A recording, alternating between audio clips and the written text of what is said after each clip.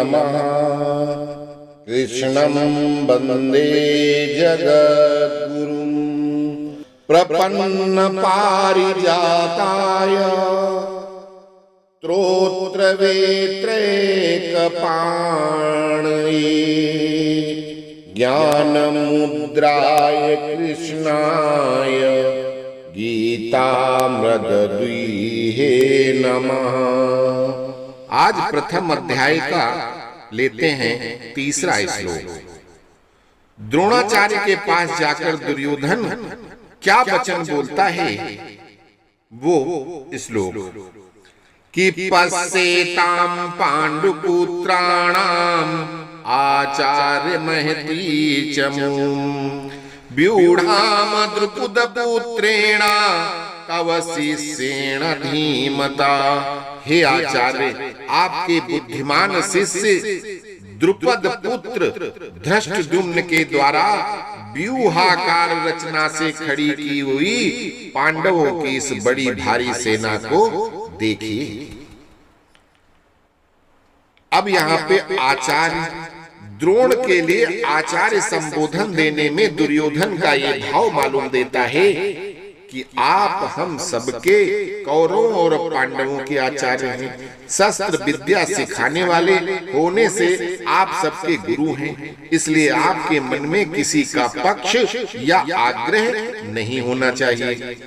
तव शिष्येण धीमता, इन पदों का प्रयोग करने में दुर्योधन का भाव ये है कि आप इतने सरल हैं कि अपने मारने के लिए पैदा होने वाले धृष्टद्युम्न को भी आपने अस्त्र शस्त्र की विद्या सिखाई है, और वो आपका शिष्य धृष्टद्युम्न इतना बुद्धिमान है कि उसने आपको मारने के लिए ही आपसे ही शस्त्र विद्या सीखी। द्रुपद पुत्रेण, ये पद का कहने का आशय ये है कि आपको मारने के उद्देश्य को लेकर ही द्रुपद ने याज और उपयाज नामक ब्राह्मणों से यज्ञ कराया, जिससे धृष्टद्युम्न पैदा हुआ। वही यह द्रुपद पुत्र धृष्टद्युम्न आपके सामने प्रतिपक्ष में सेनापति के रूप में खड़ा है। यद्यपि दुर्योधन यहाँ द्रुपद पुत्र के स्थान पर धृष्टद्युम्न भी कह सकता था, तथापि द्रोणाचार्य के साथ द्रुपद जो वैर रखता था, उस वैर भाव को याद दिलाने के लिए दुर्योधन यहाँ द्रुपद पुत्रेण शब्द का प्रयोग करता है, और अब वैर निकालने का अच्छा मौका है। पांडुपुत्राणाम एताम व्यूढ़ाम महती चमूं पश्य, द्रुपद पुत्र के द्वारा पांडवों की इस व्यूहाकार खड़ी हुई बड़ी भारी सेना को देखिए। तात्पर्य कि जिन पांडवों पर आप स्नेह रखते हैं, वही उन्हीं पांडवों ने आपके प्रति पक्ष में खास आपको मारने वाले द्रुपद पुत्र को सेनापति बनाकर व्यूह रचना करने का अधिकार दिया है। अगर पांडव आपसे स्नेह रखते तो कम से कम आपको मारने वाले को तो अपनी सेना का मुख्य सेनापति नहीं बनाते, इतना अधिकार तो नहीं देते। परंतु सब कुछ जानते हुए भी उन्होंने उसी को सेनापति बनाया है। यद्यपि कौरवों की अपेक्षा पांडवों की सेना संख्या में कम थी, अर्थात कौरवों की सेना 11 अक्षौहिणी और पांडवों की सेना 7 अक्षौहिणी थी। तथापि दुर्योधन पांडवों की सेना को बड़ी भारी बता रहा है। पांडवों की सेना को बड़ी भारी कहने में दो भाव मालूम देते हैं। पांडवों की सेना ऐसे ढंग से व्यूहाकार खड़ी हुई थी जिससे दुर्योधन को थोड़ी सेना भी बहुत बड़ी दिख रही थी। पांडव सेना में सबके सब योद्धा एक मत के थे। इस एकता के कारण पांडवों की सेना थोड़ी सेना में भी बल में उत्साह में बड़ी मालूम दे रही थी। ऐसी सेना को दिखाकर दुर्योधन द्रोणाचार्य से ये कहना चाहता है कि युद्ध करते समय आप इस सेना को सामान्य और छोटी सेना न समझें। आप विशेष बल लगाकर सावधानी से युद्ध करें। पांडवों का सेनापति है तो आपका शिष्य द्रुपद पुत्र ही, अतः उस पर विजय करना आपके लिए कौन सी बड़ी बात है। एताम पश्य कहने का तात्पर्य है कि ये पांडव सेना युद्ध के लिए तैयार होकर सामने खड़ी है।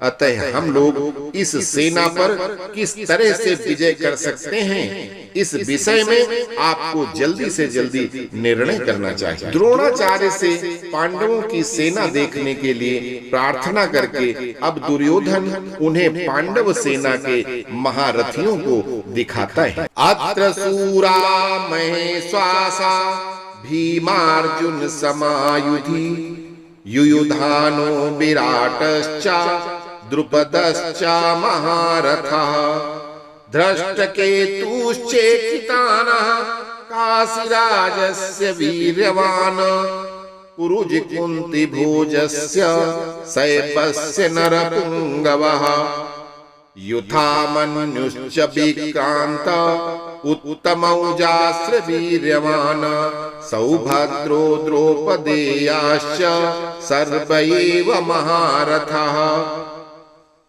यहाँ पांडवों की सेना में बड़े बड़े शूरवीर हैं, जिनके बहुत बड़े बड़े धनुष हैं तथा जो युद्ध में भीम और अर्जुन के समान हैं। उनमें युयुधान, सात्विकी, राजा विराट और महारथी द्रुपद भी हैं। धृष्टकेतु और चेकितान तथा पराक्रमी काशीराज भी हैं। पुरुजित और कुंती भोज ये दोनों भाई तथा मनुष्यों में श्रेष्ठ सैव्य भी है। पराक्रमी युधामान्यु और पराक्रमी उत्तमौजा भी हैं। सुभद्रा पुत्र अभिमन्यु और द्रौपदी के पांचों पुत्र भी हैं। ये सब के सब महारथी हैं। अत्र सूरा महेश्वासा भीमार्जुन समायुधि, जिनसे बाण चलाए जाते हैं, फेंके जाते हैं, उनका नाम इप्श्वास अर्थात धनुष है। ऐसे बड़े इप्श्वास धनुष जिनके पास हैं वे सभी महेश्वास हैं। तात्पर्य कि बड़े धनुषों पर बाण चढ़ाने एवं प्रत्यंचा खींचने में बहुत बल लगता है। जोर से खींचकर छोड़ा गया बाण विशेष मार करता है। ऐसे बड़े बड़े धनुष पास में होने के कारण ये सभी बहुत बलवान और शूरवीर हैं। ये मामूली योद्धा नहीं है।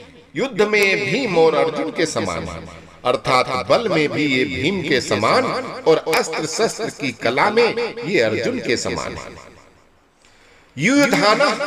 युयुधान सात्विकी ने अर्जुन से अस्त्र शस्त्र की विद्या सीखी थी, इसलिए भगवान श्री कृष्ण के द्वारा दुर्योधन को नारायणी सेना देने पर भी वो कृतज्ञ होकर अर्जुन के पक्ष में ही रहा, दुर्योधन के पक्ष में नहीं गया। द्रोणाचार्य के मन में अर्जुन के प्रति द्वेष भाव पैदा करने के लिए दुर्योधन महारथियों में सबसे पहले अर्जुन के शिष्य युयुधान का नाम लेता है। तात्पर्य है कि इस अर्जुन को तो देखिए, इसने आप से ही अस्त्र शस्त्र चलाना सीखा और आपने अर्जुन को यह वरदान भी दिया कि संसार में तुम्हारे समान और कोई धनुर्धर नहीं होगा, ऐसा प्रयत्न करूंगा। इस तरह आपने तो अपने शिष्य अर्जुन पर इतना स्नेह रखा, पर वो कृतज्ञ आपके विपक्ष में लड़ने के लिए खड़ा है, जबकि अर्जुन का शिष्य युयुधान उसी के पक्ष में खड़ा है। युयुधान महाभारत के युद्ध में न मरकर यादवों के आपसी युद्ध में मारे गए थे। विराटश्च, जिसके कारण हमारे पक्ष का वीर सुशर्मा अपमानित किया गया, आपको सम्मोहन अस्त्र से मोहित होना पड़ा और हम लोगों को भी जिसकी गाय छोड़कर युद्ध से भागना पड़ा, वो राजा विराट आपके प्रतिपक्ष में खड़ा है।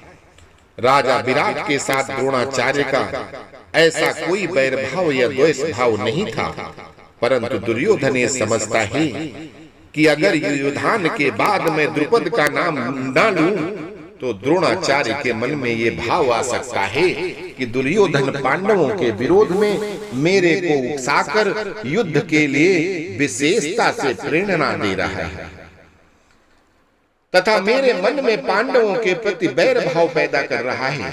इसलिए दुर्योधन द्रुपद के नाम से पहले विराट का नाम लेता है, जिससे द्रोणाचार्य मेरी चालाकी नहीं समझ सके और विशेषता से युद्ध करें।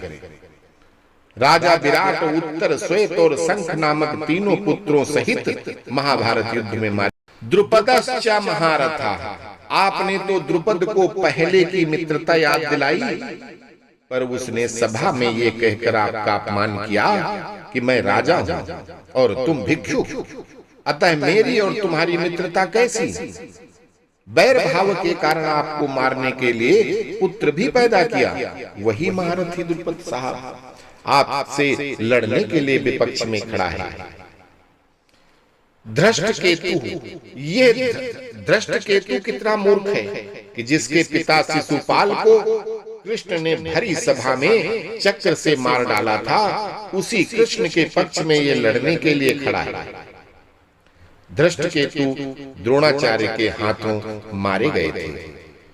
चेकिताना, सब यादव सेना तो हमारी ओर से लड़ने के लिए तैयार है और यह यादव चेकितान पांडवों की सेना में खड़ा है। चेकितान दुर्योधन के हाथ से मारे गए थे।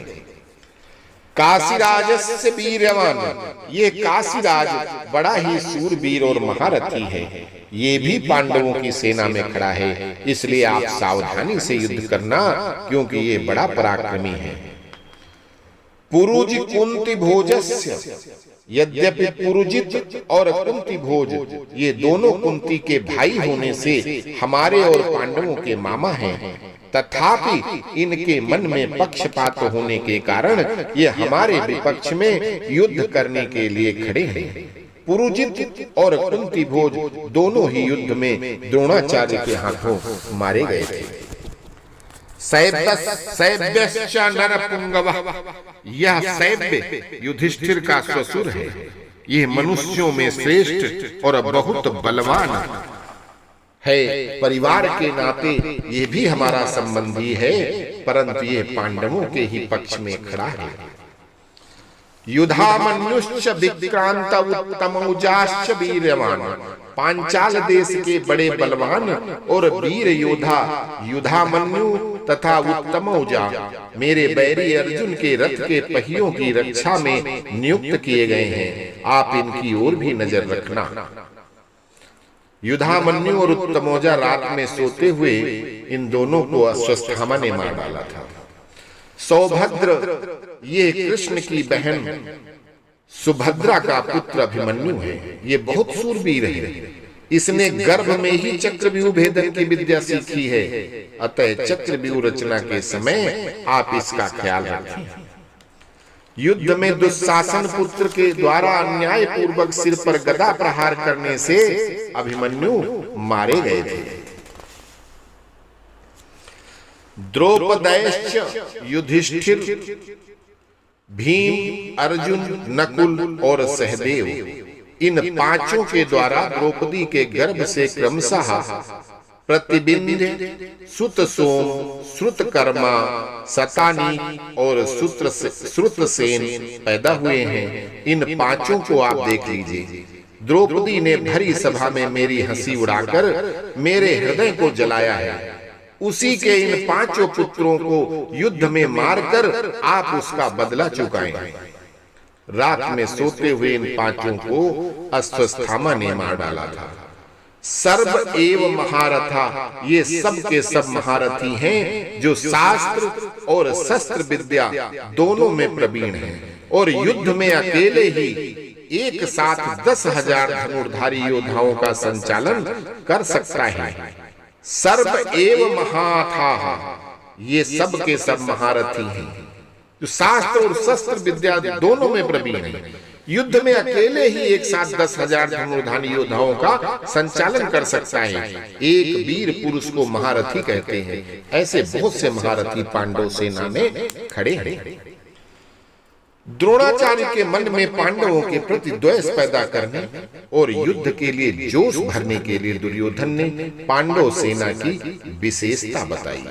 दुर्योधन के मन में विचार आया कि द्रोणाचार्य पांडवों के पक्षपाती हैं, अतः वे पांडव सेना की महत्ता सुनकर मेरे को ये कह सकते हैं कि जब पांडवों की सेना में इतनी विशेषता है तो उनके साथ तू संधि क्यों नहीं कर लेता। ऐसा विचार आते ही दुर्योधन आगे के लिए 3 श्लोकों में अपनी सेना की विशेषता बताता है, जो बताएंगे अगले अंक में। अस्तु। जय श्री कृष्ण।